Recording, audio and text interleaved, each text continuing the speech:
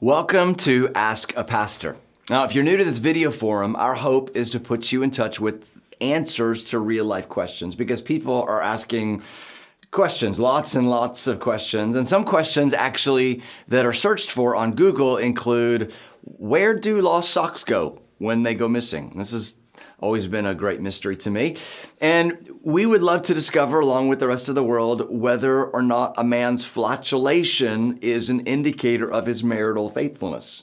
I'm sure there are serious venues for those questions, but this video series is about questions of a different nature, questions that impact life and culture and your faith. So our hope is to connect your question to the right answer found from the scriptures, found from the Bible, and help you to critically think through difficult subjects.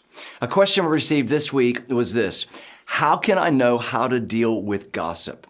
So we're going to spend a few minutes talking through this practically by asking questions like, what is gossip? How do we confront someone about it?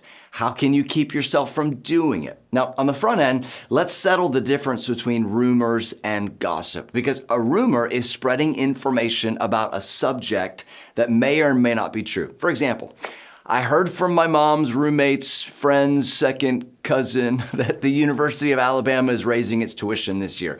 It may be true, it may not be true.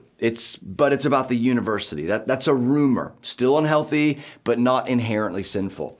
Gossip, on the other hand, is this: spreading information about a person that may or may not be true. Now, here's the thing about gossip. It doesn't always feel like it's sinful because sometimes we're actually telling the truth about someone. But just because something is true doesn't make it helpful. Either way, the Bible seems to make a serious case against gossip. For example, Leviticus 19 says this: you shall not go around as a slanderer among your people, and you shall not stand up against the life of your neighbor. I am the Lord. Or Proverbs 11, whoever goes about slandering reveals secrets, but he who is trustworthy in spirit keeps a thing covered. Or Romans 1 says, and since they did not see it fit to acknowledge God, God gave them over to a debased mind to do what ought not to be done. They were filled with all manner of unrighteousness, evil, covetousness, malice. They are full of envy, murder, strife, deceit, maliciousness. They are gossips, slanderers, haters of God, insolent, haughty, boastful, inventors of evil, disobedient to parents, foolish, faithless, heartless, ruthless. The bottom line is that gossip is a cancer for the Christian. The reason this is sin isn't because God just sort of unilaterally says this is sin and this isn't sin. His rules are there to protect the things he loves. And he loves you, he loves me.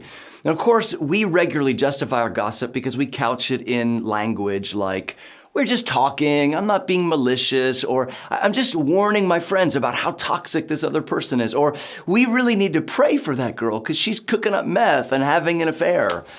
Now, intercession and prayer is always good, but don't frame that in gossip form for other people. Because if we'd be honest with ourselves, the reason we do that, gossip, is because we like to feel a little more righteous about ourselves.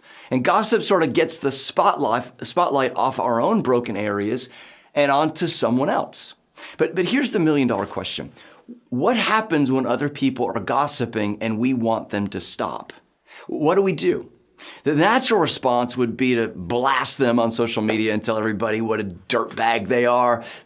But isn't that kind of what we want them to stop doing?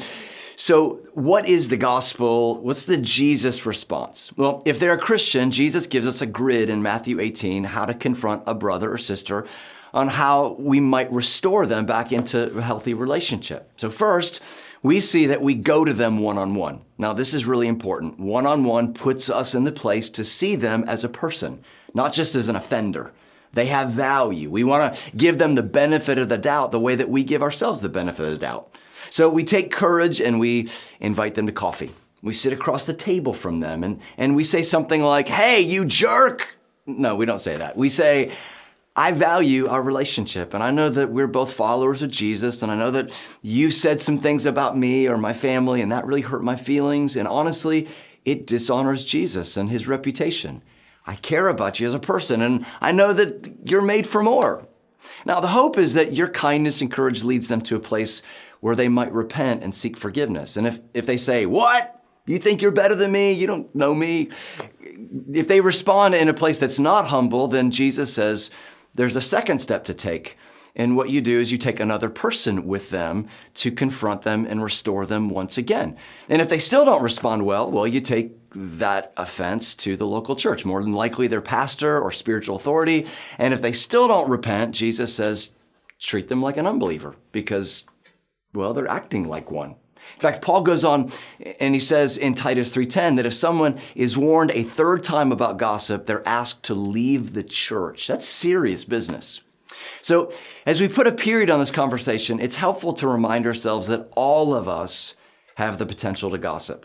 And not just potential, but we have gossiped and often do gossip, but we don't want to. So here's a simple tool to help you know whether or not you're about to gossip about someone. So use the word think as a tool, and we can use that to ponder if this is an appropriate word and filled with grace. So T is it true? H is it helpful? I is it inspiring? N is it necessary? And K is it kind? Well, that's all we have for today's Ask a Pastor. Join us next week as we answer a viewer's question. If God is really good, how do we make sense of all the pain and suffering in the world? That's a challenging question. Well, as always, if you have any questions about life or the Bible or eternity, we'd love to help you. So send those questions via Twitter or Facebook or by email. We look forward to walking with you in all the questions of life.